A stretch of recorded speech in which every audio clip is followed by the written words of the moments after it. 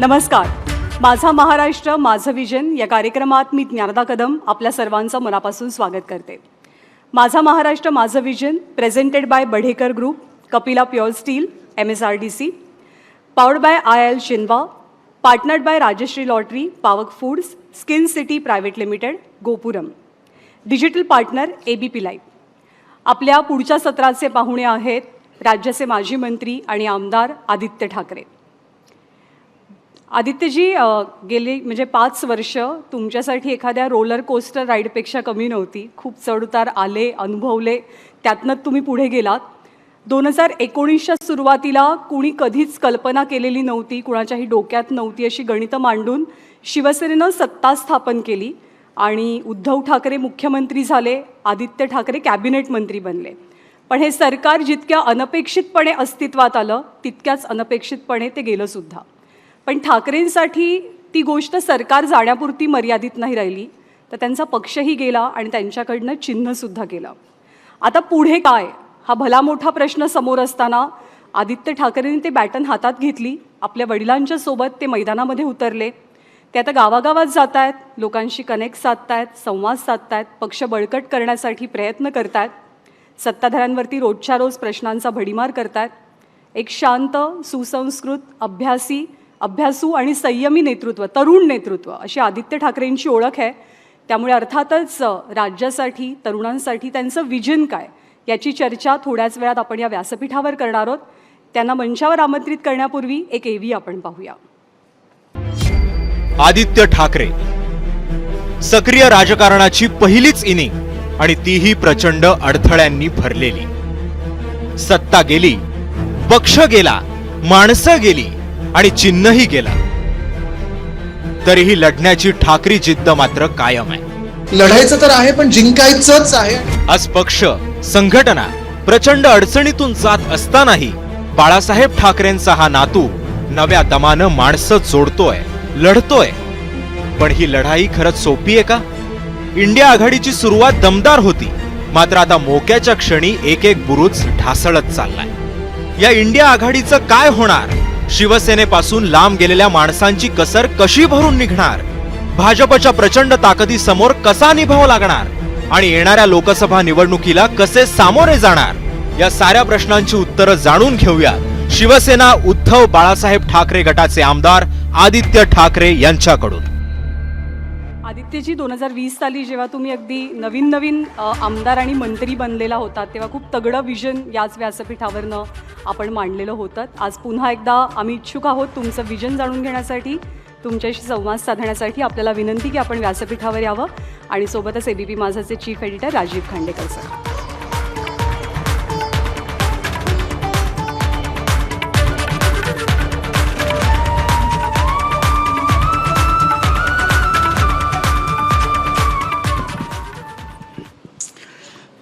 आदित्य, खूप स्वागत माझा महाराष्ट्र माझं विजन या कार्यक्रमात.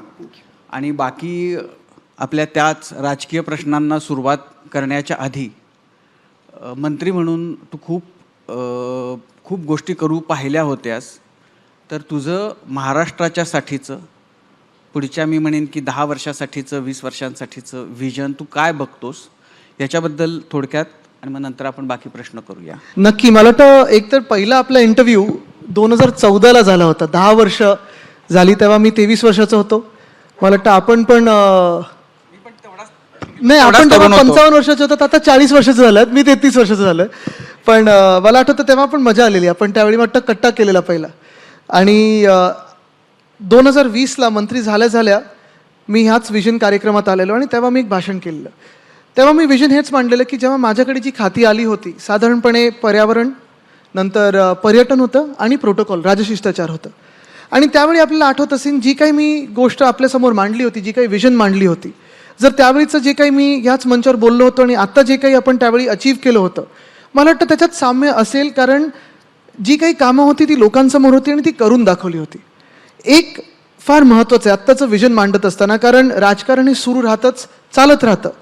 पण विजन जर एका ओळीत जर आपण मांडायला सांगितलं मला महाराष्ट्रासाठी, तर हेच असेल की महाराष्ट्र जो आता पुढचा चालला पाहिजे किंवा घडवलं पाहिजे किंवा राज्य जसं चाललं पाहिजे, ते बाय महाराष्ट्र, फॉर महाराष्ट्र आणि विथ महाराष्ट्र.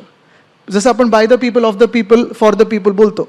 कारण आज आपण पाहतोय की महाराष्ट्र कसा चालेल ही नोट दिल्लीकडून येते, महाराष्ट्र कोणासाठी चालेल तर ही गुजरातसाठी चालते, आणि कसं चालतं हे आपल्याला तर माहिती आहे.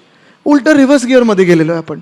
मुद्दा असा आहे की आजची जर परिस्थिती पाहिली तर गेल्या 2 वर्षांमध्ये महाराष्ट्रात जी राजकीय स्थिती निर्माण झालेली आहे, सामाजिक स्थिती निर्माण झालेली आहे, राजकीयदृष्ट्या पाहायला गेलं तर एकदम चौथा झालेला आहे. 22मध्ये शिवसेना फोडली, 23मध्ये राष्ट्रवादी काँग्रेस फोडली आणि एक परिवार फोडलं, आणि 24मध्ये आता काँग्रेस फोडायचं मार्गावर आहे. ठीक आहे, हे सगळं करून एक जे घटनाबाह्य सरकार बसवलेलं आहे, त्या सरकारनी जे काही कब्जा करायचा तो केलाच. साधारणपणे 31 शहरांमध्ये प्रशासक आहेत, 2 वर्ष 2.5 वर्ष निवडणुका नाही झाल्या, युनिव्हर्सिटीच्या निवडणुका घेण्याची हिंमत नाही. पण हे सगळं करून जे मला अपेक्षित होतं की चला महाशक्ती तुमच्या मागे आहे, भाजपा मागे आहे, केंद्र सरकार तुमचं आहे, एकामागोमाग एक इंडस्ट्री सगळ्या ज्या महाराष्ट्रात होत्या किंवा येणार होत्या त्या सगळ्या पाठवल्या जातात गुजरातला. गुजरातची काही भांडण नाही, गुजरातची काही वैर नाही आहे. पण एवढंच दुःख आहे की जे आपल्या हक्काचं होतं ते जेव्हा तिथे पाठवलं जातं, वेदांता फॉक्सकॉन असेल, मेडिकल डिव्हाइस पार्क, बल ड्रग पार्क, वर्ल्ड कपची फायनल असो, वर्षानुवर्ष वानखेडेलाच होत होती, किंवा इडन गार्डनला घेऊ शकत होतात, किंवा तुम्ही मोहालीत घेऊ शकत होतात. पण हे सगळं एक इगो इश्यू म्हणून गुजरातला पाठवलं जातो आहे. कायदा सुव्यवस्था जर पाहिलं गेलं तर आमदार स्वतः त्याच अंगणात धक्काबुक्की करतात मंत्र्यांसोबत. एक आमदार गणपती बाप्पाच्या मिरवणुकीत बंदूक काढतात, पोलीस स्टेशनमध्ये जाऊन गोळीबार करतात, गृहमंत्री भाजपचे त्यांना डिफेंड करतात. ह्या गद्दार आमदाराचं CCTV फुटेज कुठेही येत नाही. पण भाजपचं जेव्हा करतो तेव्हा 5 मिनिटात CCTV फुटेज बरोबर बाहेर येतं. जेव्हा आमदार गोळीबार करायला लागतात, जेव्हा एखादं आमचा माजी नगरसेवक अभिषेक घोसाळकर त्यांच्यावर गोळीबार होतो, त्यांची हत्या जेव्हा होते, गृहमंत्र्यांचं स्टेटमेंट आपण पाहिलं असेल. तर म्हणजे एकंदर आपण ही परिस्थिती पाहताना दुसऱ्या बाजूला आपण पाहताय जातीमध्ये वाद निर्माण केला जातोय, व्हॉट्सॲपवर, बिल्डिंगच्या व्हॉट्सॲपवर धर्माधर्मामध्ये वाद निर्माण केला जातोय, जिल्ह्यांमध्ये वाद निर्माण केला जातोय. ह्या सगळ्या वादांमध्ये राहून आणि जे भूतकाळात आपण लढत बसलोय, भविष्यासाठी कोण लढते आपलं? मूळ गोष्ट हीच राहणार आहे. पुन्हा एकदा आपण आठवत असाल 2.5 वर्षाच्या काळामध्ये जेव्हा आमचं महाविकास आघाडीचं सरकार होतं, उद्धवसाहेब जेव्हा मुख्यमंत्री होते, तेव्हा पर्यावरणात काम झालं, उद्योग खात्यात तर 6.5 लाख कोटीची गुंतवणूक अर्थचक्र बंद असताना कोविडमध्ये आपण महाराष्ट्रात आणू शकलो, मोठ्या इंडस्ट्रीज आणू शकलो, केंद्रात भाजपचं सरकार असताना देखील आणल्यात. डॅव्हॉसला जाऊन आपण इन्व्हेस्टमेंट चांगली आणली होती. कायदा सुव्यवस्थेचं बोलायचं झालं तर कुठेही एक सुद्धा दंगल 2.5 वर्षात घडली नाही. आंदोलनं जी झाली त्याच्यात आपण सामोरी गेलो, जे आंदोलन करणारे होते त्यांना आपण त्यांचे विषय ऐकून घेतले, सोडवण्यासारखे असतील तर स्पष्ट त्यांना सांगितलं आपण हे करू शकतो, हे करू शकत नाही. कोविड कसा हाताळला हे जग जाहीर आहे. WHOने आपलं कौतुक केलं, धारावी मॉडेलचं असेल, मुंबई मॉडेलचं असेल, उद्योग खातं तर आपण चालतच होतं. ह्या सगळ्या गोष्टी ज्या होत्या, शांततेत राज्य कसं पुढे नेलं पाहिजे तसंच पुढे नेण्याचं विजन आहे. आता खरं तर मला अपेक्षित होतं व्हिजन जे एरवी जे तुझ्या बोलण्यातून येतं, मग ते प्रत्येक खात्याचं विजन असेल तर ते पण मांडतो मी. नाही तर मला असं आहे की जसं साधारण तुम्हाला 1-2 उदाहरणं देतो. मी कंपॅरिझन का केलं तुम्हाला सांगतो, कारण हे कंपॅरिझन एकाच टर्ममधले 2.5 वर्ष कशी आणि 2.5 वर्ष कशी. जसं आता साधारण तुम्हाला एक उदाहरण द्यायचं असेल तर EV पॉलिसी 2021 ही जी आपण आणली, आजच पेपरमध्ये, आज की काल पेपरमध्ये आलं आहे की 7.5 ते 8% गाड्या आपल्या राज्यात ज्या रजिस्टर झाल्यात 23-24मध्ये ह्या इलेक्ट्रिक आहेत. 2021च्या पॉलिसीमध्ये आपण आपलं इंटेंट हा होता की 2025पर्यंत साधारणपणे 10% गाड्या ह्या इलेक्ट्रिक असायला पाहिजेत. म्हणजे पॉलिसी आपण मीट करायला लागलं. तसंच जर पाहिलं तर उद्योग खात्यामध्ये ईज ऑफ डुईंग बिझनेस आपण करत असतो, प्रत्येक राज्य ईज ऑफ डुईंग बिझनेस करतं. पण आपण अजून एक कमिटी केली होती, ईज ऑफ कंप्लायन्स. काही गोष्टी अजूनही आपल्या कायद्यामध्ये अशा आहेत की जसं तुम्ही एखादे उद्योगपती असाल, तुमच्या फ्लोअरवर, इंडस्ट्री फ्लोअरवर भिंती व्हाईट वॉश नाही केल्यात तर तुम्हाला अटक करू शकतं सरकार. तुम्ही पाण्याचं कूलर नाही ठेवलंय तर तुम्हाला सरकार अटक करू शकतं. ह्या काही गोष्टी आपण बदलत होतो, कारण जे उद्योग आहे तिथे त्यांना कसं आपण चांगलं एक पॉलिसी देऊ शकतो ह्याच्यावर विचार होत होता. पर्यावरणात केलं, पर्यटनमध्ये जसं आता ईज ऑफ डुईंग बिझनेसमध्ये आपण पाहत असाल, हॉटेल एखादं उघडायचं असेल तुम्हाला आपल्या राज्यात, मी मंत्री होण्याच्या आधी किंवा आपलं महाविकास आघाडी सरकार येण्याच्या आधी 80 लायसन्सेस लागायचे, 15 NOCs लागायच्या. त्या 80 लायसन्सचं आपण 10 लायसन्सवर केलं आणि 15 NOCचं 9 सेल्फ सर्टिफिकेशनवर केलं. त्याच्यामुळे हॉटेलचे उद्योग वाढायला लागले. ह्या सगळ्या गोष्टी आहेत. आणि विजन मग मांडताना प्रत्येक खात्यासाठी, जसं आता कृषी खातं आहे, त्याच्यात आपण पाहायला गेलं तर प्रत्येक सीझनमध्ये कधी अवकाळी पाऊस होतो, कधी ओला दुष्काळ असतो, कधी सुका दुष्काळ असतो, कधी गारपीट होते, पण अजूनही मदत पोचत नाही आहे. ती त्यावेळी जी पोचत होती, मला वाटतं साधारणपणे जर आपण नॉर्मल सरकार जर पाहिलं तर ते लोकांसाठी असायला पाहिजे. ते सरकार हे आमच्याकडून अपेक्षित होतं आणि ते आम्ही परत 2024मध्ये पुन्हा एकदा सरकार बसवल्यानंतर खात्री देतो तुम्हाला की महाराष्ट्र पुन्हा एकदा त्या पहिल्या 3मध्ये आम्ही आणू. बर, आता असं आहे की आत्ता बोलताना प्रस्तावना करताना महाराष्ट्राच्या झालेल्या राजकीय चोथ्याच्या बद्दल तू बोललास. आता आपण हे बघतोय की हा चोथा जो सुरू झाला तो 2019मध्ये 19च्या नंतर विधानसभेच्या निवडणुकीच्या नंतर सुरू झाला. ज्या वेळेला आता आपण त्यानंतर असं जाहीरपणानं पहिल्यांदाच बोलतोय म्हणून हा जरी जुना असला तरी प्रश्न मी विचारतो की जेव्हा तुम्ही एका पक्षाबरोबर मतं एकत्र मागून वैचारिक नंतर त्याला व्यभिचार म्हणता येईल असा करून जे तुमचे पारंपरिक विरोधक आहेत अशांच्या बरोबर सरकार बनवता, तेव्हा चोथ्याची सुरुवात तिथूनच होती. तर मग त्याचं ते जे चोथा झाला असेल तर त्याचं पाप अर्थातच तुमच्या माथ्यावर येणार आहे. मला वाटतं अजून मी तुम्हाला 5 वर्ष आधी खेचू इच्छितो. मग 2014ला आपल्याला आठवत असेल लोकसभेची निवडणूक, आपला कट्ट्यावर कार्यक्रम झाला होता, तेव्हा आम्ही भाजपसोबत होतो, वर्षानुवर्ष भाजपसोबत होतो, 25 वर्ष त्यांच्यासोबत होतो. त्यांच्या नेत्यांवर कठीण प्रसंग असताना माझे आजोबा वंदनीय हिंदू सम्राट बाळासाहेब ठाकरे त्यांच्यासोबत उभे राहिलेत, माझे वडील तिथे जाऊन त्यांच्यासोबत उभे राहिलेत. बरोबर बहुमताचं सरकार केंद्रात बसल्यानंतर ऑक्टोबरमध्ये युती कोणी तोडली होती? भाजपाने तोडली होती. तेव्हा आम्ही हिंदूच होतो, तेव्हा पण आम्ही हिंदू होतो, त्याच्या आधी पण हिंदू होतो, पण युती भाजपाने तोडली होती.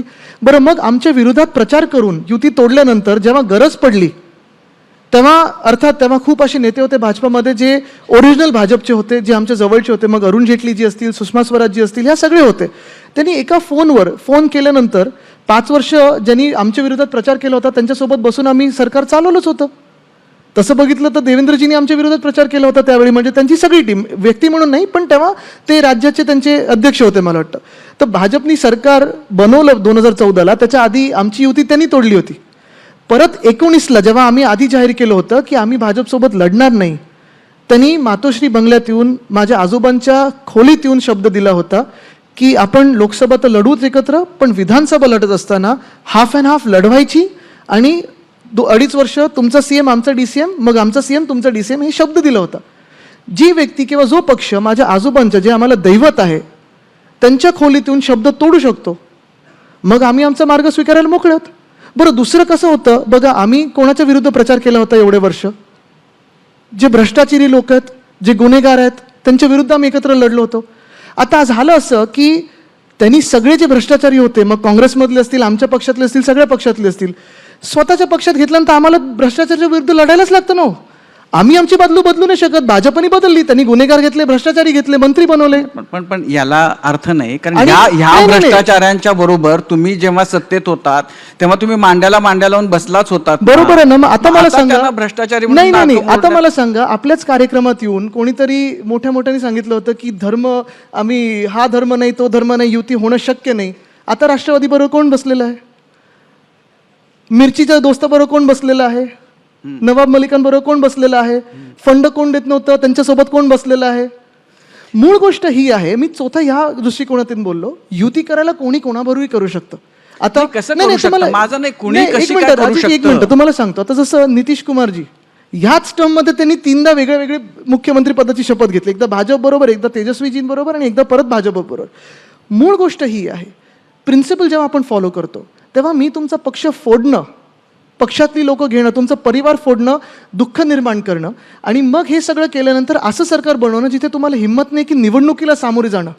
तुम्ही फोडायचं ना पक्ष, फोडा, आमदारांना राजीनामा द्यायला सांगा, खासदारांना राजीनामा द्यायला सांगा, जिंकून आले तर तुमचे, सरकार तुमचं, हिशोब सोपा आहे. पण हाच अशाच पद्धतीचा युक्तिवाद भाजप सुद्धा करू शकतं ना तुमच्याबद्दल, बसवा की समोर. तुम्ही आमच्या बरोबर निवडणूक आमच्या बरोबर लढवलीत, मोदींच्या नावावर मतं मागितलीत आणि नंतर ज्यांना विरोध नाही, करत होता त्यांच्याबरोबर, तर तुमच्यात हिंमत आहे तर तुम्ही राजीनामे द्या, परत त्यांच्याबरोबर एकत्र लढा, निवडून या. नाही, एक गोष्ट सोपी, जेव्हा ते सांगतात ना आम्ही ह्यांच्या नावाखाली मतं मागितली, त्यांच्या पक्षासाठी मतं मागितली, जेव्हा भाजपाने युती 2014मध्ये तोडली होती तेव्हा आमचे आमदार किती निवडून आले होते?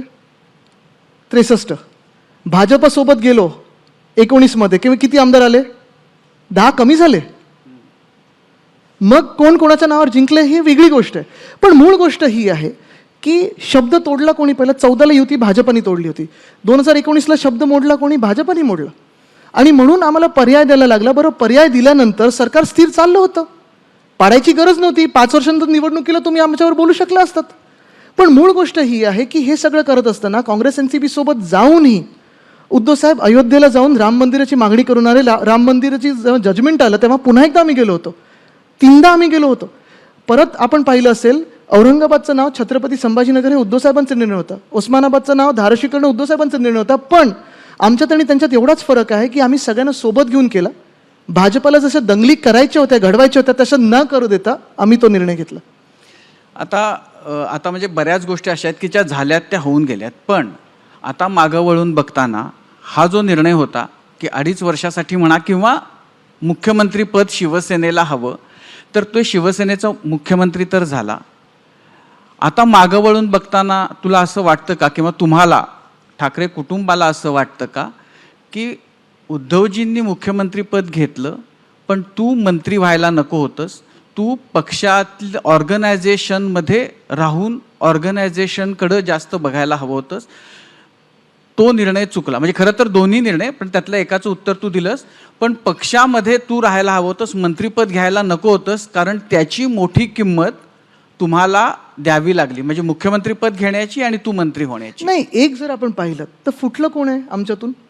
सामान्य शिवसैनिक नाही फुटलाय, सामान्य नागरिक उलटा आमच्या जवळ आला, सामान्य शिवसैनिक आमच्या जवळ आला. आमचा पारंपरिक मतदार जो नव्हता त्यांनी उद्धव साहेबांचं सरकार बघितलं, आमचं काम बघितलं, दोघांचं काम असेल, आमच्या सगळ्या पूर्ण सरकारचं काम बघितलं, तो जवळ आला. हे जे गेलेत, मी सरकारमध्ये असतो किंवा नसतो, राजकारणात असतो किंवा नसतो, ह्यांनी स्वतःला ज्यांनी विकलेलं आहे किंवा ज्यांच्यावर ED, IT, CBI होती, जे मित्रपक्ष आहेत भाजपचे, त्यांच्या मागे लागले, कशाला हे कोण थांबतात? प्रत्येकाचं जर 40 लोकांचे जर आज फोटो दाखवले तुम्ही आणि प्रत्येकाची मी स्टोरी सांगायला लागलो तर तुम्हाला 40 एपिसोड नेटफ्लिक्सवर करायला लागतील आणि तुम्ही हसायला लागाल की त्यांची काय स्टोरी आहे, ते कसे पळाले, काय बोलून पळाले, कोणाच्या छातीत कोण दुखत होतं, दात कोण दुखायचं, काय सगळं तुम्हाला सांगेन. पण मूळ गोष्ट अशी की ज्या व्यक्तीने स्वतःला विकलं, उद्धव साहेबांवर 2 शस्त्रक्रिया झाल्यानंतर त्या काळात जे उद्धव साहेबांच्या मागे असं काही करू शकतात, ही कोणाचे राहू शकतात तो लोक? हे ना भाजपचे कधी होणार आहेत ना भाजपच्या नेत्यांचे होणार. उद्या ह्यांची पदं घ्यायला हे मागे लागतील, बघा तुम्ही लिहून घ्या, ह्यांच्यावर येतील. आणि आज महाराष्ट्रात होतं तसं.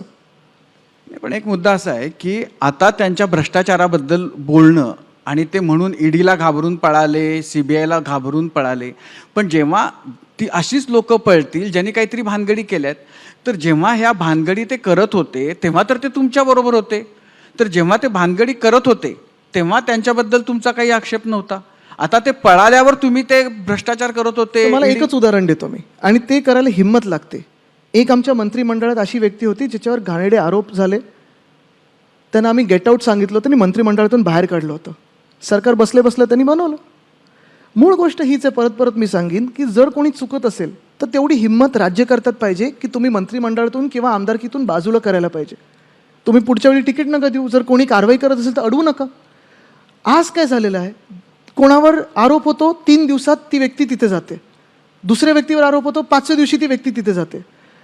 कमीत कमी भाजपाने ज्याच्यावर आरोप केलेत गेल्या 10 वर्षात त्यांचं धोरण तरी स्पष्ट असायला पाहिजे की तुम्ही ते वॉशिंग मशीनमध्ये घेता. भाजप जेव्हा भाजप ते आरोप करत होते तेव्हा तुम्ही आणि भाजप काही वेगळे नव्हता ना. मला आता म्हणजे सगळ्या महाराष्ट्राला या प्रॉब्लेम तोच गोष्टीचा झाला ना आमचा. बघा, आम्ही भाजपसोबत असतो तर ह्या सगळ्यांवर ज्यांच्यावर आरोप केले असते त्यांच्या सोबत बसायला लागलं असतं आम्हाला.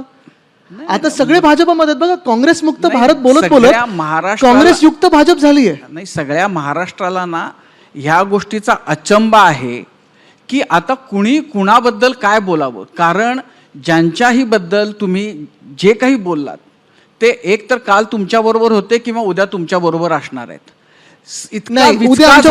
इतका विचका झाला आणि अभद्र म्हणून जेवढ्याही युत्या होऊ शकतात, म्हणजे ह्याच्यापेक्षा अभद्र काही महाराष्ट्रात आता होऊच शकत नाही. तसं नाही. मी 2-3 तर तुम्हाला 2-3 उदाहरणं देतो. एक, जे गेलेत तिथे, जे भ्रष्टाचारी आहेत, ज्यांच्यावर गुन्हेगाराचे आरोप आहेत, त्यांना दरवाजे बंद आहेत, गद्दारांना आम्ही घेणार नाही, त्यांना विधानसभेची पायरी बघू देणार नाही, ही शपथ घेऊन आम्ही निघालोय. दुसरी गोष्ट म्हणजे ज्या युत्या तुम्ही बोलताय, राजकारणात कोणी कोणाबरोबर युती करायची पक्ष न फोडता हा प्रत्येक पक्षाचा त्यांचा अधिकार असतो. आता 2007ची जेव्हा आपण राष्ट्रपती निवडणूक पाहाल तेव्हा वंदनीय सम्राट बाळासाहेब ठाकरेंचाच निर्णय होता प्रतिभाताईंना पाठिंबा देणं. काँग्रेसच्या त्या उमेदवार होत्या. प्रणबदांना आम्ही जाहीरपणे पाठिंबा दिला होता 2012ला, ते घरी येऊन गेलेले. माझ्या आजोबांना भेटून गेले होते. काँग्रेस काही देशाचे विरोधी पक्ष नाही आहे ना. म्हणजे तुम्ही आत्ता विरोधी पक्ष कुठे आहे तर पार्लमेंटमध्ये, पण देशहिताचंच बोलतं. राष्ट्रवादी असेल, उद्या RJD असेल, उद्या DMK असेल, हे सगळे पक्ष आता PDP बरोबर सोबत भाजप बसलेली, तेव्हा कोणी काही बोललं नाही.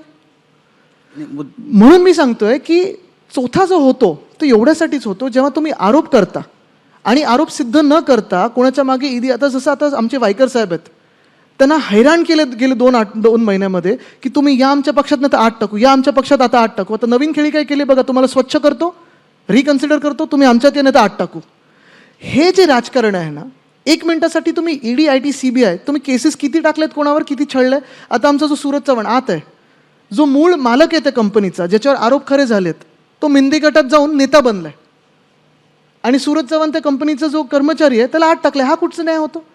गोष्ट हीच आहे की तुम्ही एखाद्या राजकीय परिस्थितीचं गलिच्छ राजकारण जेव्हा करता, घाणेरडे आरोप लावता, तुम्ही त्यांना 8 टाकण्याची गोष्ट करता, तुम्ही धमक्या देऊन तुमच्या पक्षात घेता आणि मग तुमच्याच कार्यकर्त्यांच्या डोक्यावर बसवता. परवाचं उदाहरण आहे, ओडिसामध्ये एका अशा आमदाराला भाजपने घेतलेलं आहे, BJDचा आमदार आहे, ज्यांनी गाडी चालवून 16 की 20 लोकांना, भाजपच्याच कार्यकर्त्यांना उडवलं.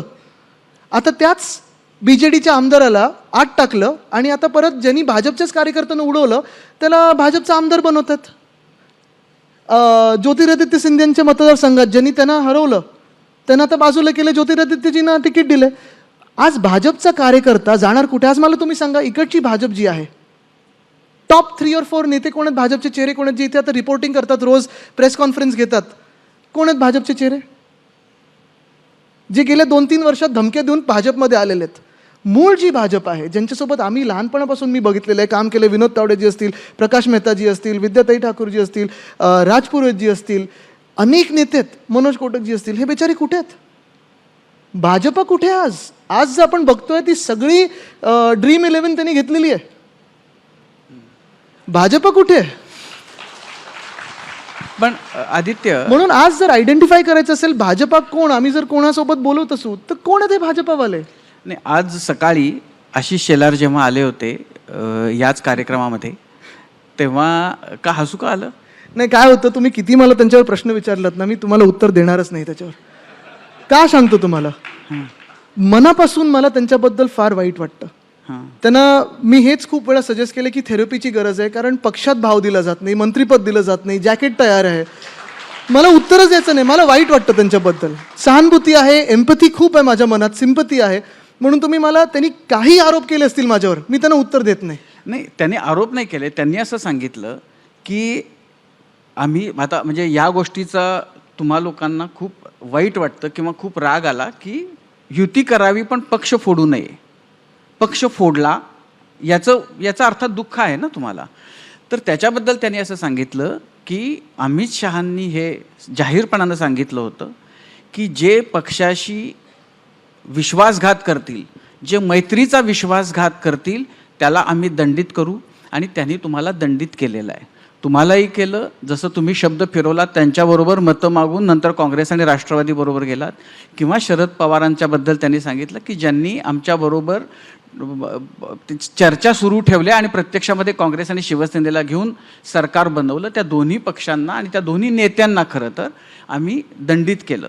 आणि त्याच्यामध्ये त्यांचं आणखीनही, म्हणजे की बाप बेट्यांचा जो पक्ष आहे तो सोडून बाकी आमचे इतरांशी वैयक्तिक चांगले संबंध आहेत, ह्याच दोघांना ते वैयक्तिक संबंध ठेवता आले नाहीत असं त्यांचं म्हणणं होतं. मुद्दा असा की जर समजा म्हणजे पक्ष फोडला ह्याच्याबद्दलचं जर त्याच्याबद्दलचं दुःख असेल तर त्यांच्या मते त्याची सुरुवात किंवा त्याचं कारण तुम्हीच झालेले होतात किंवा तुम्हीच होतात. मला वाटतं जसं मी सांगितलं आहे ना, तर उत्तर देणार नाही. पण विश्वासार्हतेबद्दल बोलायचं झालं तर आपण ऑनलाईन पोल घ्या, लोकांमध्ये सर्वे घ्या. उद्धव बाळासाहेब ठाकरे ही एक व्यक्ती एका बाजूला आणि अख्खा भाजप वरपासून खालपर्यंत एका बाजूला. आपण पोल घेऊया ना लोकांमध्ये, विश्वासार्हता कोणाची जास्त आणि शब्द कोणी मोडला असेल आणि शब्द कोणी दिला असेल हे आपण लोकांना विचारा, इमेज वाईज. अच्छा, बरं. आता आपण मगाशी बोलताना आपण उद्योगांबद्दल आणि ह्या सगळ्यांबद्दल बोलत होतो, डेव्हलपमेंटबद्दल, इन्फ्रास्ट्रक्चरबद्दल. पण आपण जर बघितलं तर असं एक चित्र दिसतं की जेही काही इन्फ्रास्ट्रक्चरच्या बद्दलचं होतंय मुंबईमध्ये, त्याच्यामध्ये आदित्य ठाकरे किंवा शिवसेना आडकाठी आणत आहेत. मग ते मेट्रो असेल किंवा कुठला रस्ता असेल किंवा प्रोजेक्ट्स असतील, जे प्रोजेक्ट्स गेल्यानंतर आपण रडतो किंवा गळा काढतो, जेव्हा ते प्रोजेक्ट्स येणार असतात तेव्हा आपणच सगळ्यात आधी त्याला विरोध करतो.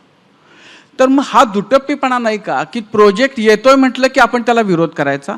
मग तो कधी ऑइल रिफायनरी असेल, कधी कुठलं तरी पोर्ट असेल, आणि जेव्हा ते जातं तेव्हा आपण परत गळा काढायचा की महाराष्ट्रातनं ते इकडं गेलं तिकडं गेलं. तर म्हणजे ह्या दोन्ही डबल ढोलकीला काय म्हणणार आपण? म्युझिक.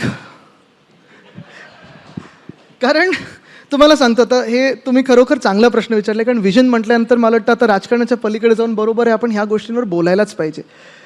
उद्योग खातं एक, इन्फ्रास्ट्रक्चर हे एक.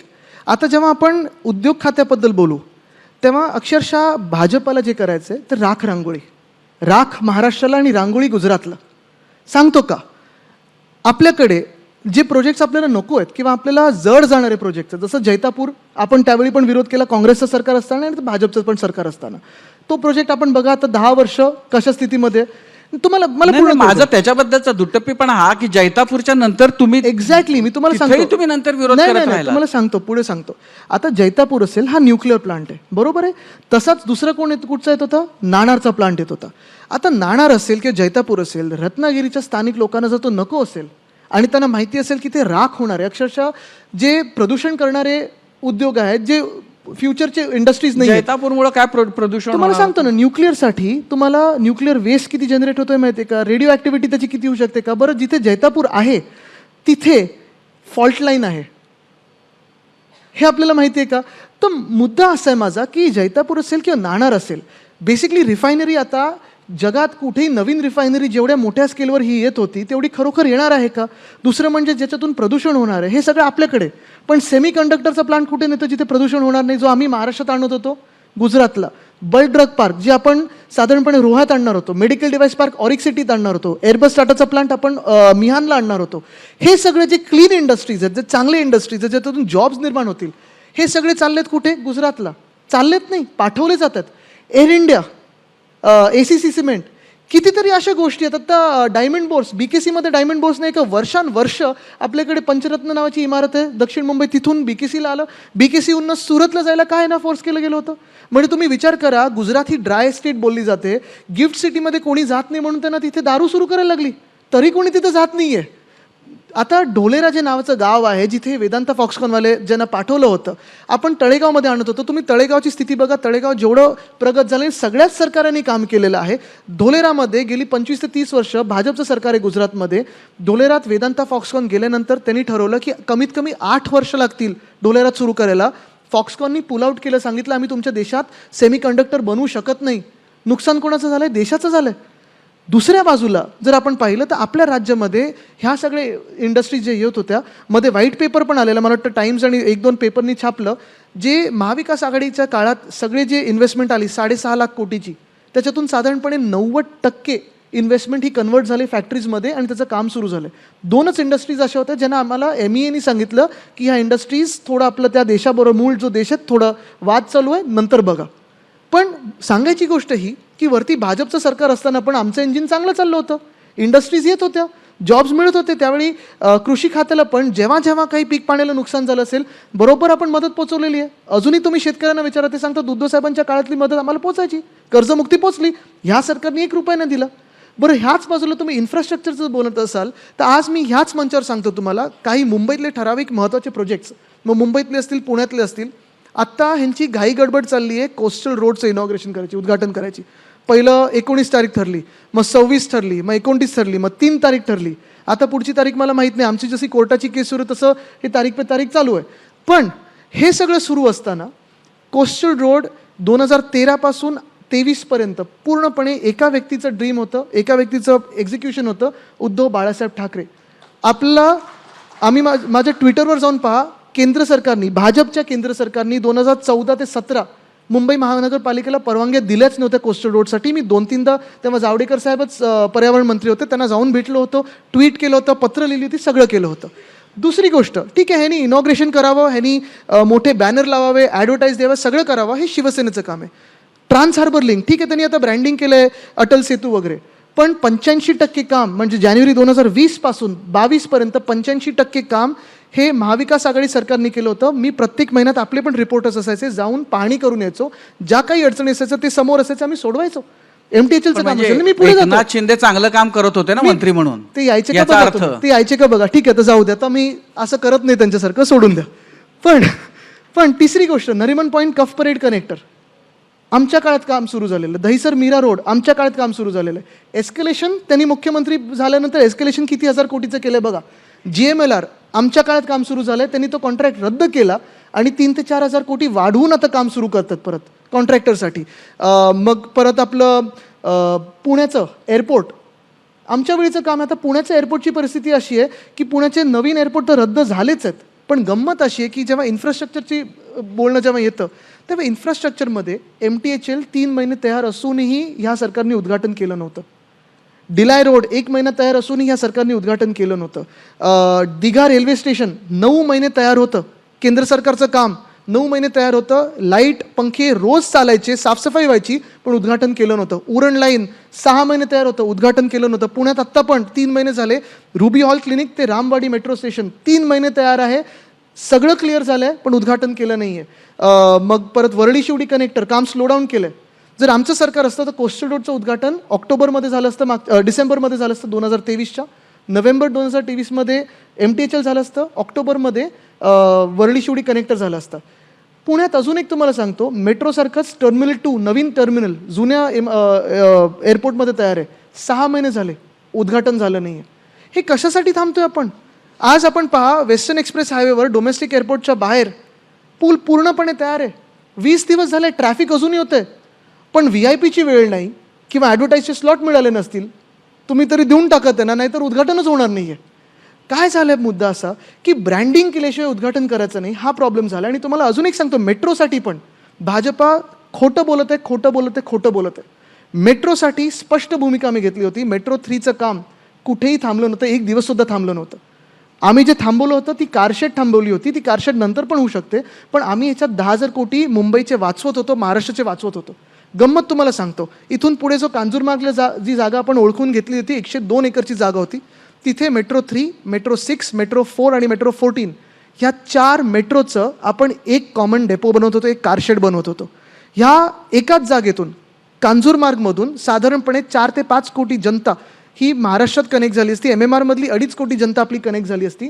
एकाच कारशेडमधून आपलं सिस्टीम सगळं चाललं असतं, क्लिनिंगचं पूर्ण एकत्र झालं असतं आणि जे लँड ॲक्विजिशनची कॉस्ट आहे ती सगळी वाचली असती. 2,500 कोटीत आपलं झालं असतं, 10,000 कोटी वाचले असते. पण ह्या सरकारला करायचं काय होतं, मेट्रो 3चं आरेमध्येच करायचं होतं. इगो केला त्यांनी. मेट्रो 6चं त्यांना जागा नाही, आता ते अक्वायर करतील किंवा कांजूरमार्गलाच आणतील. मेट्रो 4 ठाणे जिल्ह्यात कोणी जागा घेतल्यात आणि ती सरकार कोणाची जागा घेते तर पुढे हे तुम्ही शोधा. मेट्रो 4 पुन्हा एकदा ठाणे जिल्ह्यात कुठची जागा कोण घेणार आहे हे तुम्ही शोधा. पण कॉन्ट्रॅक्टर्सला पैसे द्यायचे म्हणून यांनी 10,000 कोटी महाराष्ट्रावरचं बोजं वाढवलं. आता गंमत अशी झाली आहे, आमच्या वेळी लिटिगेशन कोणी केलं होतं की ही आमची जागा आहे, आमची जागा आहे? सॉल्ट डिपार्टमेंटनी मागच्याच महिन्यात सॉल्ट डिपार्टमेंटनी कोर्टात सांगितलं की नाही, आता आम्हाला काही या जागेशी देणं घेणं नाही आहे, तुम्ही जे करायचं ते करा. मग दुतप्पी कोणाचा आहे, डबल ढोलकी कोणाची? कारण केंद्र सरकार असो, राज्य सरकार असो, मुंबई महानगरपालिका असो, MMRD असो, MMRC असो, देश एकच आहे ना. मग देशाची जर संपत्ती आपण वाचत असू, देशाचे पैसे वाचत असू करदात्याचे, तर मग इथे राजकारण करण्याची काय गरज होती? जर तिथे आत्ता कांजूरमार्गमध्ये डेपो झाला असता, आत्तापर्यंत तयार झाला असता, 3, 6, 4, 14 नॉर्थ, साऊथ, ईस्ट, वेस्ट आणि MMR ह्या 4ही दिशांना आपण जोडू शकलो असतो आणि जास्तीत जास्ती कम्युटर बेस एका ठिकाणून सुरू करू शकलो असतो पैसे वाचवून. पुन्हा एकदा मी सांगतो, मेट्रो 3चं काम 1 दिवससुद्धा थांबवलं नव्हतं आपण. आता गोस्लो कोणी केलंय तर ह्या भाजपा आणि भाजपा प्रणित खोके सरकारने केलंय. सगळीकडे त्यांना गोस्लो करतायत कारण त्यांना उद्घाटनं निवडणुकीच्या तोंडावर करायचे. आदित्य, म्हणजे शिंदे आणि त्यांच्याबरोबर इतके आमदार आणि खासदार हे आपल्यातून आपल्याला पक्ष फोडून बहुतांश पक्ष घेऊन गेलेत, ह्याचं शल्य, याचं दुःख जे आहे ते अजूनही मनातून जात नाही आहे का? म्हणजे त्यामुळंच असं की काय, म्हणजे सतत मिंधे नाही, तुम्हाला सांगतो, आता असं की इतका काळ गेल्यानंतर असं आमच्या पक्षात जो दिल्ली समोर झुकतो, हा आदराने तुम्ही केंद्रीय राजधानी आहे, देशाची राजधानी आहे, आदर असायलाच पाहिजे. पण एवढं घाणेरडं राजकारण, नीच राजकारण, गलिच्छ राजकारण करून तुम्ही ज्या व्यक्तीने तुम्हाला घडवलंय त्याच्या सगळ्यात कठीण काळात तुम्ही असं करू शकता, पैशासाठी असेल किंवा जेलमधून वाचण्यासाठी असेल, ह्याचं दुःख बिलकुलही नाही आहे. पण राग नक्की मनात आहे की महाराष्ट्राचं राजकारण एवढं गलिच्छ कोणी केलं नव्हतं जेवढे या भाजप प्रणित खोके सरकारने केले. आणि म्हणून आहे ते आहे. माझ्या तुम्ही राज्याला मागे नेताय. माझ्या वडिलांच्या पाठीत त्यांच्या सगळ्यात कठीण काळात तुम्ही खंजीर खुपसलात, ज्यांनी सगळं काही एवढी खातं मला 50 वर्षाच्या इतिहासात सांगा कुठच्या मंत्र्यांनी तुम्हाला एवढी खातं दुसऱ्या मंत्र्यांनी दिलेलं दिसलंय. एवढं सगळं देऊनही जेव्हा तुम्ही असे वाकायला लागता, झुकायला लागता, तेव्हा राग येतो. आणि तुम्ही महाराष्ट्राला मागे नेलंय. माझ्या राज्यातल्या तरुणांना तुम्ही नोकऱ्यांपासून वंचित ठेवलंय, समाजामध्ये वाद निर्माण केलेले आहेत. ह्याचा मला नक्की राग आहे. आणि बदल्याची भावना बिलकुल नाही आहे, कारण ते उपमुख्यमंत्री बोलत असतात बदला घेतला, आणि भाजपची ती भाषा आहे. बदला नाही, पण महाराष्ट्राला आम्ही बरोबर पुन्हा एकदा सुवर्णकाळाच्या दिशेने आम्ही नेणार. आणि मगाशी बोलताना तो विषय आला होता भ्रष्टाचार आणि याच्याबद्दल. पण व्यक्तिगत याच्यामध्ये तुझ्या खूप जवळच्या लोकांवर आता वेगवेगळ्या प्रकारचे, खास करून कोरोना काळामध्ये मग रेमडेसिवीरचा घोटाळा म्हटला जातो, त्या बॅग्सचा घोटाळा म्हटला जातो. तर त्याच्यामध्ये शिवसेनेतलेच लोक, त्यांच्यावरच भ्रष्टाचाराचे आरोप आहेत. तर त्यामुळे इतरांचा तो भ्रष्टाचार आणि घोटाळा आणि आमच्या बाबतीत मात्र सगळं असं कसं चालेल? त्यांच्यावर उडी मारून टुपुक टुपुक गेलेत भाजपमध्ये. मूळ गोष्ट अशी आहे, आपण पाहिलं असेल महाविकास आघाडी सरकारचं आणि उद्धव साहेब ज्या सरकारचं नेतृत्व करत होते, सुप्रीम कोर्टनी कौतुक केलं होतं, हायकोर्टाने कौतुक केलं होतं. आपण सगळेच त्यावेळी प्रेस म्हणून इंडिपेंडेंटली आम्हाला ऑडिट करतच होतात, सजेशन्स पण द्यायच्यात, आणि जे चुकत होतं तिथे आम्हाला बोलतही होतात, ओपनली पण बोलत होतात. मग WHO धारावी मॉडेलचं कौतुक केलं. हे सगळं होत असताना भाजपाच्या पोटात एवढंच दुखत होतं की महाराष्ट्राचं कौतुक का होतंय, महाराष्ट्राचं कौतुक कसं होतंय. आणि म्हणून बघा, आपण सुरतमध्ये जे हाल झाले, अहमदाबादमध्ये जे हाल झाले, उत्तर प्रदेशमध्ये हाल झाले, असे हाल महाराष्ट्रात आम्ही होऊ दिले नाहीत. ऑक्सिजनची गोष्ट होती, बरं, जे ट्रेनचं जे गोंधळ केंद्र सरकारने घातला तसं गोंधळ आम्ही घालू दिला नाही.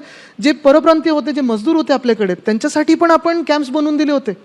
उद्धव साहेबांनी हिंदीमध्ये पण अपील केलं होतं की हे पण तुमचं घर आहे, आम्ही तुमची पण काळजी घेऊ. एक राज्य दाखवा मला असं जे भाजप प्रणित होतं किंवा भाजपचं सरकार होतं आणि तिथे त्यांचं कौतुक झालं असेल. आम्ही आकडे एक सुद्धा लपवले नाहीत. जे आकडे आम्हाला वाटत होते की अरे इथे काही चुकीचं दिसते, आम्ही ते क्लीन करायचो डेटा. कारण मूळ भावना हीच होती की सेवा करत असताना, महाराष्ट्र चालवत असताना जे काही खरं आहे ते लोकांसमोर आलं पाहिजे. पण आता म्हणजे बाकीच्यांच्याकडनंही आपण काही प्रश्न घेऊ, पण ते घेताना शेवटचा मगाशी उल्लेख झाला नितीश कुमारांचा, की नितीश कुमारांनी एकदा यांच्याबरोबर शपथ घेतली, मग त्यांच्याबरोबर घेतली, मग त्यांच्याबरोबर घेतली. जेव्हा उद्धव ठाकरे आणि शिवसेनेचा विषय येतो तेव्हा भाजपचे सगळे नेते, म्हणजे खास करून प्रमुख नेते, मग ते अमित शहा असतील, देवेंद्र फडणवीस असतील किंवा आज आशिष शेलार, त्यांनी म्हटलं की काय वाटेल ते झालं तरी आम्ही शिवसेनेला उद्धव ठाकरेंच्या आम्ही बरोबर कदापिही घेणार नाही. मी कुठे बोलतो आम्हाला त्यांच्यासोबत जायचं? जे देशाच्या विरोधात काम करतात आम्ही त्यांच्यासोबत जाणार नाही. जे महाराष्ट्र तोडायला निघालेले आहेत, जे गलिच्छ राजकारण करतात, त्यांच्यासोबत जाणं शक्य नाही. बघा, आमची लढाई ही महाराष्ट्रासाठी आहे, स्वतःसाठी नाही आहे. आज आम्ही, आता जसं मी राजकारण सोडून दुसरं काही करू शकलो असतो, एवढं गलिच्छपणा आमच्यासोबत झाल्यानंतर, एवढं पाठीत खंजीर खुपसल्यानंतर. पण मूळ गोष्ट ही आहे की मी माझ्या राज्यासाठी लढतोय, मी माझ्या देशासाठी लढतोय. आज देशात बघा बेरोजगारी वाढत चाललेली आहे. सामाजिक दृष्टिकोनातून बघितलं तर प्रत्येक समाजात वाद निर्माण होत चाललेले आहेत, प्रत्येक जातीत वाद निर्माण होत चाललेत. महाराष्ट्र कधी एवढा कायदेसुव्यवस्थेत खराब झाला नव्हता जेवढा ह्या गेल्या 1-1.5 वर्षात झालेला आहे. सगळे गुंड जाऊन मंत्रालयात रील बनवतात. पेपरफुटीचा विषय आला, पेपरफुटीमध्ये जो पेपर फोडतो त्याला अटक करतात, 3 महिन्यात सोडतात आणि परत तो पेपर फोडायला मोकळा होतो.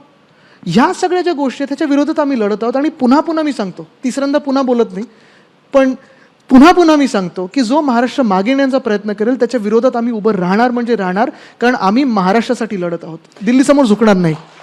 एक गोष्ट काय दिसते की राजकारणाचा चिखल झालाय वगैरे, आता हे बोलणंही ना, आता ह्याचाही कंटाळा यावा इतकं ते आपण बोलून झालो आणि आता सगळ्यांच्या समोर ते इतकं आहे की त्यात काय वेगळं बोलणार. पण अनेकदा राजकारण्यांचं म्हणजे तो ढोंगीपणा आपण त्याला म्हणूया का, त्याला आणखीन काय म्हणता येईल, की अनेक वेळेला हाऊसमध्ये, विधानसभेमध्ये, की तुम्ही विषय असतो, समजा आता आरक्षणाचा विषय आहे, मराठ्यांच्या आरक्षणाचा विषय आहे, तिथं सगळेजण मिळून एकमतानं निर्णय घेतात आणि बाहेर आल्यानंतर तुम्ही त्याच्याबद्दल काहीतरी बोलता. म्हणजे सगळं दिखाऊ, मीडियासमोर एक, प्रत्यक्षामध्ये वागणं, करणं, बोलणं वेगळंच. तर हे जे सगळं म्हणजे मीडियाही अनेकदा असं होतं की सगळ्या त्यांना गोष्टी माहिती आहेत पण तेही आपल्याला काही कळत नाही, अशा पद्धतीनं जे सांगितलं जाते ते मुकाट ऐकून घेऊन तेच आहे असं सांगत लोकांसमोर जातात. तर जनता इतकी आता दूधखुळी राहिली आहे का, आपण ह्या सगळ्यातून समाजाला, राज्याला, देशाला कुठं घेऊन जातो हे सगळं खोटारडेपणाचं आपला सगळा व्यवहार झालेला आहे, चाललेला आहे. की सगळेजण आतून, म्हणजे यशवंतरावांनी बेरजेचं राजकारण सांगितलं, त्याचा इतका गैरअर्थ आणि गैरफायदा आपले राजकारणी घेत आहेत की सगळ्यांनी मिळून, म्हणजे ते महापालिकांपासून ते राज्यांपर्यंत मिळून एकत्र बसून खायचं. म्हणजे राजकारण हा असा एकमेव धंदा आहे की ज्याच्यात शिरलेला माणूस त्याचं कधी नुकसान झालेलं महाराष्ट्रानं काही देशानं बघितलेलं नाही. त्याची बरकतच होती. कुठल्याही लेवलला तो शिरला तरी त्याची प्रगतीच होती आर्थिक. आपण जनतेला इतके उल्लू समजतो का की, आणि असं का होतंय, म्हणजे आता तू तरुण आहेस आणि तू कसं बघतोस याच्याकडं की इतकं सगळं खोटारडेपणाचं सगळा वावर आपला, तोंड देखलेपणानं आपण सेक्युलरिझमच्या गप्पा करतो, तोंड देखलेपणानं आपण घोषणा देतो, तोंड देखलेपणानं आपण म्हणजे ते सगळं विनोदी प्रहसन असावं अशा पद्धतीचं जे आहे की पायऱ्यांवर बसायचं, घोषणा द्यायच्या आणि ते झालं की ही करत हात मग एकमेकांना टाळ्या देत आत जायचं. ह्याच्यात कसला विरोध असतो, ह्याच्यातनं आपण कुणाला फसवतो, ह्याच्यातून आपण समाजाची, आपल्या मतदारांची, राज्याची काय त्याच्यातनं प्रगती साधतो, तू कसं बघतोस ह्याच्याकडं? एक गोष्ट नक्कीच, एक फर्स्ट टाईम आमदार असल्यामुळे जी माझी अपेक्षा होती की जे भाषणं ऐकायला मिळतील, ज्या पद्धतीचं राजकारण बघायला मिळेल, तसं अर्थात या गेल्या 2-2.5 वर्षामध्ये मी त्याचं बरोबर ऑपोजिट त्याची बाजू बघितलेली आहे. तुम्ही जे म्हणता ते खरं आहे की खूप वेळा असं होतं की साधारणपणे कोणीतरी एकदम चांगलं भाषण एकाच्या विरोधात ठोकतो आणि बसल्यानंतर मग काहीतरी जोक सुरू होतात.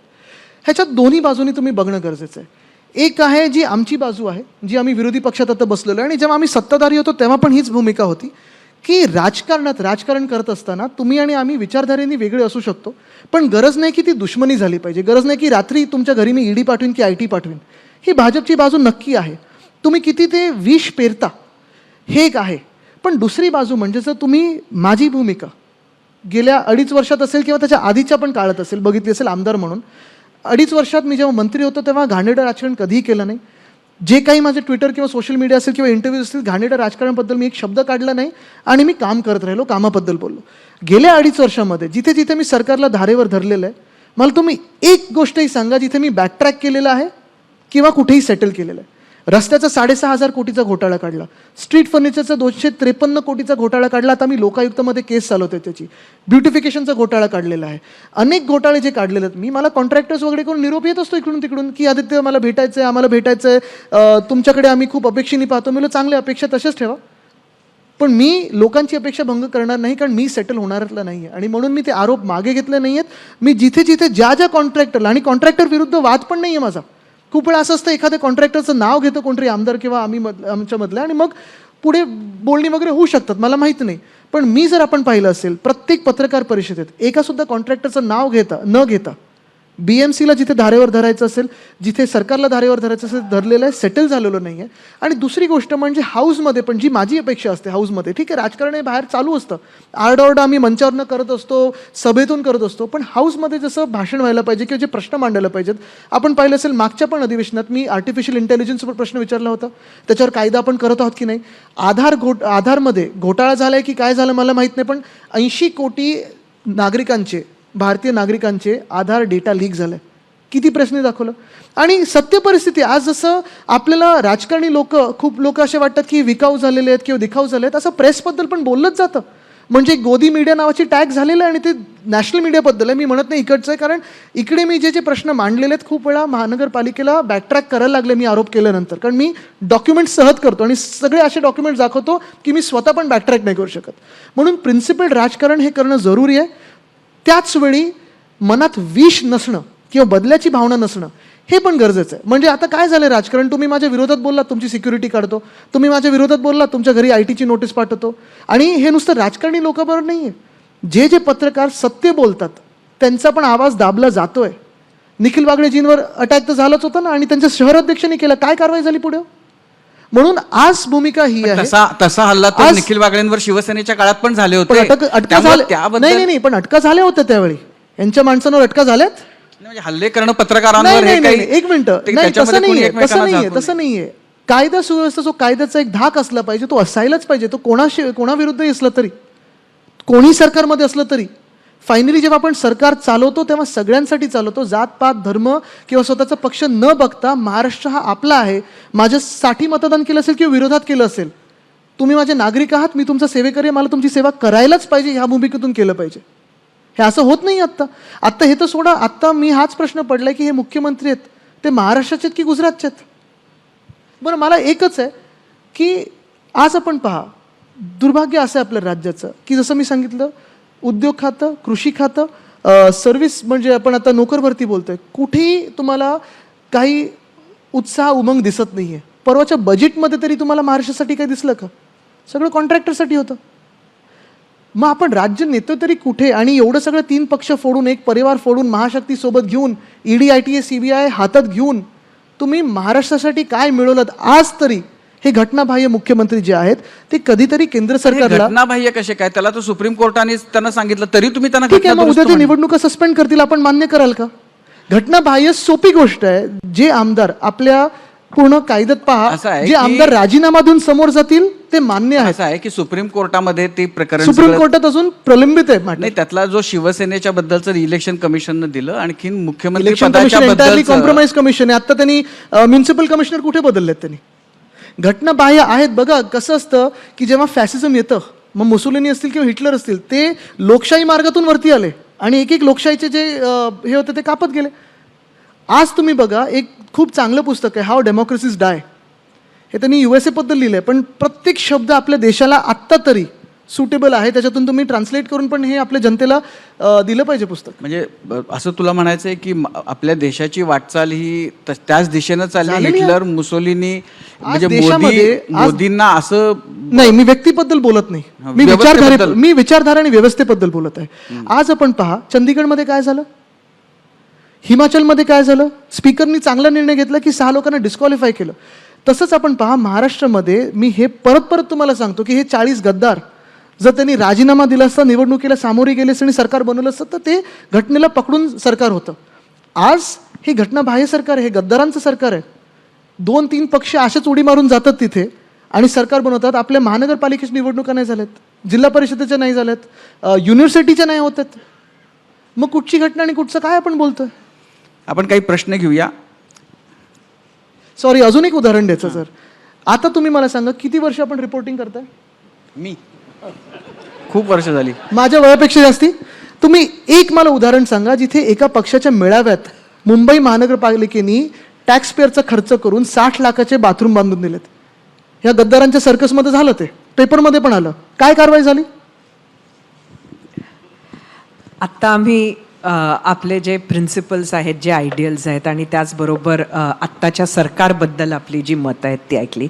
एक गोष्ट आम्हाला फार उत्सुकता आहे ऐकायची, कारण येणारा काळ हा लोकसभेच्या निवडणुकीचा आहे. नाना इथं बाजूला बसले. फॉर्म्युला काय आहे आणि जागा वाटपाचा, आणि तो अजून तुम्ही घोषित का करत नाही? या किती जागा त्यांना मिळणार आहेत, देणार आहेत, घेणार आहेत, काय? बघा, गंमत अशी झाली आहे की गेले 1.5-2 महिने आम्ही आमच्या जागेंच्या फॉर्म्युलाबद्दल खूप वाचतोय आणि ऐकतोय, पण जे खोके सरकार आहे भाजप प्रणित, त्यांच्याबद्दल कोणी बोलत नाही. आता तुम्ही बघा, NDAचं जे महाराष्ट्रात समीकरण असणार आहे ते 48 सीटांमध्ये भाजपला किती मिळणार, खोके गँगला किती मिळणार, राष्ट्रवादीतला फुटलेला गट त्यांना किती मिळणार, ईडीला किती मिळणार, IT ला किती मिळणार, CBIला किती मिळणार. आता 32-12-4 वगैरे आम्ही ऐकलं होतं, मग परत कोणती भांडण, आमच्यामधून भांडत तर कोणी नाही आहे ना. आमची भूमिका स्पष्ट आहे. मग काँग्रेस असो, शिवसेना उद्धव बाळासाहेब ठाकरे असो, किंवा शरद पवार साहेबांचा पक्ष असो, राष्ट्रवादी काँग्रेस, मुळात आम्हीच शिवसेना आहोत आणि तेच राष्ट्रवादी. ते गद्दारांबद्दल आम्ही बोलत नाही. आमच्यात आम्ही सीट्सबद्दल भांडण बिलकुल नाही आहे. अर्थात कोण कुठे जास्ती जिंकू शकतं ह्याच्यावर आमची चर्चा सुरू आहे, कारण आम्ही चाचपणी करतोय कुठे कोण जिंकू शकतं. फायनली आम्ही जे लढत आहोत ते देशासाठी लढत आहोत. धोका असा आहे की जर पुन्हा एकदा केंद्रात हेच सरकार बसलं तर निवडणुका विसरून जा आणि संविधान जे डॉक्टर बाबासाहेब आंबेडकरांनी लिहिलेलं आहे आपल्यासाठी ते पण बदललं जाईल. आम्ही ह्या 2 गोष्टींसाठी लढत आहोत, तेवढंच मीडियासाठी पण लढत आहोत. आणि आमचं भांडण काही सीटसाठी चाललं नाही आहे. आमची चाचपणी एवढीच चालली की एखाद्या अमुक जागेवर काँग्रेस जिंकू शकते की आमचा माणूस जिंकू शकतो की कोणी. फायनली आम्ही महाविकास आघाडी आणि इंडिया म्हणूनच लढत आहोत. बरं, असंही नाही की आमच्यातून कोणी रस्सीखेच करत आहे की आम्हाला प्रधानमंत्री बनायचं. आमच्याकडे 100 ऑप्शन्स आहेत, त्यांच्याकडे एकच आहे. आणि हे होत असताना आज आपण पाहतोय की NDA मध्ये भांडणं सुरू आहेत, MBAत भांडणं नाही आहेत. पण म्हणजे चाचपणी अजून चाचपणी अजून पूर्ण झाली नाही का, हा एक प्रश्न. आणि दुसरा, वंचितचा नक्की रोल काय आहे? म्हणजे ते अगदी ऑनबोर्ड आले असं वाटत होतं आणि लगेच नंतर आंबेडकरांचं नाही, चाचपणी कसं आहे, आता इलेक्शन कमिशनची पण चाचपणी चालूच आहे ना. ते सतत केंद्र सरकारला विचारतात की तुमचं सगळं फिरून झालं का, मग आम्ही आचारसंहिता लावतो, उद्घाटन झाली का, मग आम्ही आचारसंहिता लावतो. त्यांनी उत्तर दिलं की आम्ही उत्तर देऊ. आणि हे वंचित असो, काँग्रेस, राष्ट्रवादी, आम्ही सगळे कसं, मी त्या मीटिंग्समध्ये बसत नाही, आपल्याला पण माहिती आहे. मी सगळे वरिष्ठ मंडळी आमची बसत आहे, ते नानाभाऊ आहेत, संजय राऊतजी आहेत, हे सगळे बसतात. तर त्या मीटिंग्समध्ये मी तरी बसत नाही, मला माहिती नाही. मला सगळ्यांनी जॉब दिला की तुम्ही जाऊन प्रचार करा आणि तरुणांचे जे आत्ता विषय आहेत हे मांडा. आज आपण बघतोय शेतकऱ्यांना परत गारपीट झाले, परत अवकाळी पाऊस झाला आहे, त्याच्याबद्दल कोणी बोलत नाही आहे. तर आम्ही राजकारणाबद्दल किती भांडायचं आणि बोलायचं, किंवा लोकांबद्दल किती भांडायचं आणि बोलायचं, लोकांसाठी किती कोण भांडणार, हा महत्त्वाचा विषय. आदित्य, भाजपनं नारा दिलाय 400+चा, महाराष्ट्रामध्ये 45+चा. 19च्या इलेक्शनला तू नारा दिला होता शिवसेनेसाठी 150चा, 14ला. आत्ताच्या ह्याला जो किती? नारा होता आमचा तो भाजपनीच दगा दिला आम्हाला. अच्छा, बरं, आत्ताचा नारा काय आहे लोकसभेसाठी तुमच्या 3 पक्षांचा मिळून? बघा, एक आहे की आत्ताचा नारा एवढाच आहे. मला वाटतं आज ही स्थिती आहे, देशात आपली लोकशाही खरोखर धोक्यात आहे. म्हणजे आकडा मी जात नाही, कारण ते वाकडा तिथे, म्हणजे ते भाजपचे जे लोक आहेत आपण पाहतात त्यांच्यात पहिला त्यांचा आकडा येऊ द्या. त्यांनी सांगितलाय आकडा, पण 45 ते 1 ते लढवणार, ती गद्दारांवर लढवणार आहेत. असं आहे की म्हणजे गद्दारांना 3 सीट मिळणार आहेत. नाही, असं आहे की तुमचा आकडा किती आहे, महाराष्ट्रात किती जागा आपण जिंकू असं तुम्हाला वाटतं? जास्तीत जास्त. केंद्रामध्ये असं मोघम नको. भाजप आता सांगते की आमच्या इतक्या जागा, केंद्रामध्ये बघा, तुम्हाला किती, देशामध्ये किती, राज्यामध्ये किती. आता एक समीकरण तुम्हाला सांगतो. देशासाठीचा आकडा किती, महाराष्ट्रासाठीचा आकडा किती? आकडा पाहिजे तुम्हाला पाहिजे. एक समीकरण सांगतो. जर आजही भाजपला वाटत असतं की महाराष्ट्रात त्यांची चांगली हवा चाललेली आहे, तर त्यांनी महानगरपालिकेच्या निवडणुका घेतल्या असत्या, मुंबई युनिव्हर्सिटीच्या निवडणुका घेतल्या असत्या. आज त्यांची हवा त्यांच्यासाठी वाईट, आपण असं गृहीत धरू की त्यांच्यासाठी फार वाईट आहे स्थिती, तुमच्यासाठी लढतच नाहीये. आपण असं गृहीत धरू की त्यांच्यासाठी फार वाईट स्थिती आहे म्हणून ते घाबरून इलेक्शन्स घेत नाहीयेत, आणि तुमच्यासाठी फार चांगली स्थिती आहे.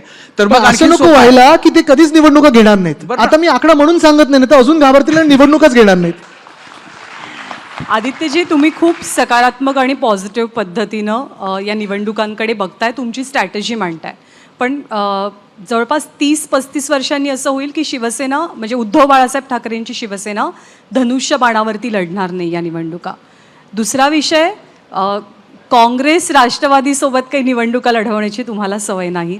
ते नवीन पार्टनर आलेले आहेत, त्यांच्यासोबतही तुम्ही निवडणुका लढणार आहात. हे चॅलेंज तुम्ही किती मोठं मानताय दोन्ही गोष्टींचं? मला वाटतं चॅलेंजपेक्षा एक समीकरण आहे की आपण जर पाहिलं गेलं तर आम्ही एका गोष्टीसाठीच लढतो, ते म्हणजे देशहित आणि महाराष्ट्रहित. मशालीवर आमची अंधेरीची एक निवडणूक झाली होती, पोटनिवडणूक झाली होती. त्याच्यात भाजपनी उमेदवार टाकणार आणि जो काही त्यांच्याकडे पोलिसांचा रिपोर्ट आला, माघार घेतली. मशाल सगळीकडे पेटलेली आहे. आणि मशाल, पुन्हा एकदा सांगतो, भाजपाचं जे हिंदुत्व आहे ते घर पेटवणार आहे, आमची मशाल ही चूल पेटवणार आहे. हे आमचं हिंदुत्व आहे. आणि हे करत असताना काँग्रेसबरोबर आम्ही कोल्हापूरची पोटनिवडणूक लढलो, काँग्रेसचा विजय झाला. कसबाची निवडणूक लढलो, 32 वर्षानंतर तिथे आमचा विजय झाला. आणि एवढं सगळं झाल्यानंतर भाजपाने चंद्रपूर आणि पुणे लोकसभेची निवडणूकच घेणं रद्द करून टाकलं. 1.5 वर्ष लोकसभेत पुण्याचा आणि चंद्रपूरचा आवाज नाही आहे. आणि म्हणून आज आपण पाहताय पुण्यात परत एकदा परिस्थिती अशी आहे की नवीन इमारत तयार आहे एअरपोर्टची, उद्घाटन करायला कोणी तयार नाही आहे. मेट्रो लाईन तयार आहे, उद्घाटन करायला कोणी तयार नाही. पुण्याचे आवाज कोणी ऐकतच नाही आहेत. म्हणून जसं मी सांगितलं ना, भाजपसोबत आम्ही लढून बघितलं, आम्ही अनुभव घेतला. तेव्हा आम्हाला त्यांनी पूर्णपणे कापण्याचा प्रयत्न केला, आमचे आकडे कमी करण्याचा प्रयत्न केला. युतीत होतो तेव्हा आकडे 10 कमी झाले. पण काँग्रेससोबत असो, राष्ट्रवादी काँग्रेससोबत असो, आमचं जे सरकार होतं महाविकास आघाडीचं, आपण पाहताय की देशातल्या आणि राज्यातल्या प्रत्येक नागरिकाला कळलं की हे सरकार चांगलं चालणार आहे, भेदभाव न करणार आहे. त्याच्यात आम्ही कुठेही आमचं हिंदुत्व सोडलं नव्हतं, पण आमचं हिंदुत्व आमचं पक्क आहे. काँग्रेसची जी भूमिका आहे ती पक्की आहे. आणि ह्यालाच तर लोकशाही बोलतात, जेव्हा तुम्ही 2 किंवा 3 वेगळे पक्ष, वेगळ्या विचारधारेचे एकत्र येऊन काम करू शकता नागरिकांसाठी, ह्यालाच तर लोकशाही बोलतात. बरं, एक की तुम्ही सेक्युलर झालाय का तुम्ही काँग्रेस राष्ट्रवादीला महाराष्ट्रातल्या हिंदुत्ववादी केले? आमचं हिंदुत्व हे मी पहिल्यापासून सांगितलं आहे. आमचं हिंदुत्व स्पष्ट आहे. 2-3 उदाहरणं द्यायची तर आत्ता मी जसं सांगितलं तसं, एक तर आहे चूल पेटवणारं. दुसरं आपण पाहिलं असेल, जेव्हा बिल्किस बानो ह्या व्यक्तीचे जे रेपिस्ट होते, गुजरात सरकारने त्यांना जेलमधून काढलं आणि निवडणुकीच्या प्रचारात फिरवलं. विरोध करणारी शिवसेना पक्ष, उद्धव बाळासाहेब ठाकरे हा पक्ष पहिला होता. कारण त्या बाईचं, त्या महिलेचं जातपात धर्म कुठचाही असो किंवा रेपिस्टचा जातपात धर्म कुठचाही असो, अत्याचार करणाऱ्याला फाशीवरच चढवलं पाहिजे, हे आमचं हिंदुत्व आहे. आणि तिसरं म्हणजे हृदयात राम आणि हाताला काम. राम मंदिरसाठी पण आम्ही तेवढंच आग्रही होतो. आणि आज देखील ते झाल्यानंतर रोजगार मिळाला पाहिजे. नुसतं ढोल ताशावर नाचण्याची ही गोष्ट नाही आमची. रोजगार मिळाला पाहिजे, तरच आमचं हिंदुत्व हे स्पष्ट आणि लोकांसमोर जाईल, ही आमची भूमिका आहे. बरं, अजून एक तुम्हाला सांगतो. मला वाटतं हे आपण भाजपला विचारा, हे हिंदुत्व त्यांना किती पटतं. रघुकुल रीत सदा चली आहे, प्राण जाय पर वचन न जाय. त्यांनी दिलेली वचनं काढा आणि आम्ही दिलेली वचनं काढा. ह्याचं एक कम्पॅरिझन आपण असंच करू. आदित्य, महाराष्ट्र पुन्हा जिंकायचं स्वप्न आहे ते एका बाजूला आहेच, पण दुसऱ्या बाजूला जे आव्हान आहे ते म्हणजे शिवसेनेची पुनर्बांधणी करण्याचं. ते विजन एक नवा नेता किंवा उद्याच्या काळातला नेता म्हणून तुझं विजन कसं आहे शिवसेनेसाठीचं, आणि तुझ्याच आजोबांनी दिलेला मंत्र जो आहे 80% समाजकारण आणि 20% राजकारण, तो आजच्या काळात तुला संयुक्तिक वाटतो का? का तुझ्या नेतृत्वाखालील शिवसेना तो मंत्र बदलण्याचा प्रयत्न करेल? मला वाटतं आत्ता तरी जी भूमिका आमची आहे आणि जे मोठं आव्हान वाटतं आम्हाला, ते पक्ष बांधण्याचं नाही आहे. कारण आपण पाहाल तर जे गद्दार होते, ज्यांच्याकडे सगळं काही होतं, त्यांना अपचन होत होतं, ते पळाले. पण आज महाराष्ट्र पुन्हा एकदा बांधण्याची वेळ आलेली आहे. जसं मी सांगितलं ना, उद्योग क्षेत्रात मला गेल्या 2.5 वर्षात एक तरी मोठी नवी इंडस्ट्री आलेली दाखवा. का नाही येते इंडस्ट्री? कारण आपल्याकडे तसं वातावरण नाही आहे. मुख्यमंत्र्यांना भेटायचं की दोन उपमुख्यमंत्र्यांना आदित्य, भेटायचं? आज मुख्यमंत्री आले होते तेव्हा त्यांनी आता डावोसमध्ये एकूण 5 लाख कोटीचे कसे MOU झाले त्याचं सांगितलं. माझी पत्रकार परिषद बघा त्याच्यावरची. त्याच्यात मी पेपर सहित एक्सपोज केलेलं आहे की कोण इकडेच होते, कोण आधी सही केलेले. आता तुम्हाला सांगतो, गंमत अशी झालेली आहे की गुजरातनी व्हायब्रंट गुजरात केलं. जानेवारीमध्ये व्हायब्रंट गुजरात केलं. किती लाख कोटीचा करार केलं माहिती आहे त्यांनी? 26 लाख कोटी याचे करार केलेत. काही दुःख नाही, चांगलं आहे. माझी भूमिका हीच आहे, आसामला आसामचं मिळालं पाहिजे, केरळला केरळचं मिळालं पाहिजे, लडाखला लडाखचं मिळो. पण जेव्हा आमचं हक्काचं तुम्ही नेता तिथे मी बोलतो. गुजरातबद्दल मी त्यांचं अभिनंदन केलं, 26 लाख कोटीचे करार केले. ह्याच्यात गमतीचे भाग असे आहेत की त्यावेळी आपण ते काय आपलं महाराष्ट्राचं हे करणार होतो, शायनिंग महाराष्ट्र, की जे काय मॅग्नेटिक महाराष्ट्र. तेव्हा आपल्याला केंद्र सरकारने सांगितलं गुजरातचं व्हायब्रंट गुजरात आहे, करू नका. आपण केलं नाही. उलटं काय केलं माहिती आहे? आपल्याला वरतून आदेश आले, माझ्याकडे फोटोज पण आहेत. त्यांनी सांगितलं महाराष्ट्राने ते गुजरातच्या पॅव्हिलियनमध्ये स्टॉल लावा. 10 की 14 लाख रुपये दिलेत आपण गुजरात सरकारला आणि महाराष्ट्र सरकार म्हणून आपण तिथे स्टॉल लावलेत MIDCचे. हां, ते झालं. त्या 26 लाख कोटीमध्ये मागच्या वेळी जेव्हा हे वेदांता फॉक्सकॉन वगैरे जेव्हा मी एक्सपोज केलं, त्याच्यानंतर इकडचे घटनाबाह्य मुख्यमंत्री त्यांनी सांगितलं की आम्ही आता एक इकॉनॉमिक काउन्सिल बनवू. इकॉनॉमिक काउन्सिलच्या अध्यक्षांनी महाराष्ट्रात अजून 1 रुपयाची गुंतवणूक जाहीर नाही केली, पण गुजरातमध्ये जाऊन ह्याच वर्षी 70,000 कोटीची गुंतवणूक जाहीर करून आलेत. आता UPचं मला वाटतं काहीतरी त्यांचं फोरम होतं, म्हणून महाराष्ट्राला परत सांगितलं तुम्ही आता करू नका. मी हेच सांगतोय, महाराष्ट्राला पुन्हा बांधायचं असेल तर सगळ्या राज्यांना इक्वल ऑपॉर्च्युनिटी देणं गरजेचं आहे. UPला पण द्या, महाराष्ट्राला पण द्या. तसंच कृषी क्षेत्राचं पण पहा. आज पीक आपण पाहताय, मालाला भाव नाही आहे. आज शेतकरी हैराण झालेला आहे. अवकाळी पाऊस असेल, गारपीट असेल, मदत होत नाही आहे. पेपर फोडले जातात नोकर भरतीसाठी. आता साधी तुम्हाला सांगतो, हे म्युन्सिपल कमिशनरचं जे चालू आहे ना पद मुंबईचं, अजून बदलले जात नाहीत. मी ऐकलं अजूनही बोली लावतात त्याच्यावर. हे तर खरं की खोटे तुम्ही विचार करा.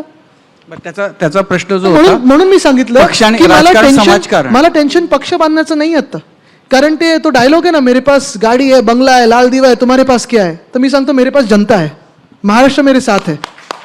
गद्दार गेले ते गेले, ठीक आहे. पक्ष पुन्हा आम्ही बांधू आणि बांधलेलाच आहे. तुम्ही बघा आता तो आमचा परफॉर्मन्स असा होईल. आमच्यासोबत काँग्रेसनी साथ दिली, आम्हाला राष्ट्रवादी काँग्रेसनी साथ दिली. जे आमच्यासोबत कधी नव्हते ते आमच्यासोबत राहिले. पण ज्यांना आम्ही 25 वर्ष त्यांच्या कठीण काळात साथ दिली, त्यांनीच आमचा पक्ष खाण्याचा कार्यक्रम केला. माझा पुढचा दुसरा प्रश्न राहिलाय, मंत्र 80% समाजकारण आणि 20%. कारण आमचं मागे जेव्हा एकदा तू या सरकार- विषयावर बोलला होतास. हो, येस. आणि तेव्हा पण मी हेच सांगितलं होतं की शिवसेनेसाठी 100% समाजकारण करत 100% राजकारण करणं ही शक्य आहे. कारण जेव्हा जेव्हा आम्ही राजकारण पण केलंय तेव्हा समाजकारण केलं. जेव्हा राजकारण करू आम्ही सत्तेत आलो, महाविकास आघाडीच्या काळात आपण पाहिलं असेल, जास्तीत जास्त नोकऱ्या असतील, उद्योग असतील, कायदा सुव्यवस्था असतील, कमीत कमी एक सुद्धा दंगल झाली नाही. समाजकारण झालं ना. सरकार जेव्हा आपण लोकांची सेवा करतो, 100% राजकारण जेव्हा झालं तेव्हा 100% समाजकारण पण झालं.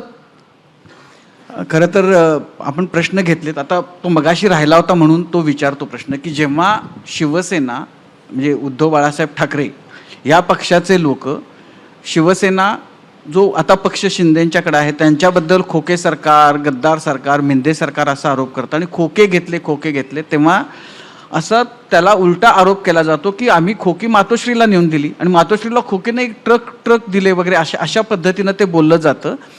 तर ह्या आरोपांना काही अंत आहे का? नाही, खोटारड्यानं उत्तर आम्ही देत नाही.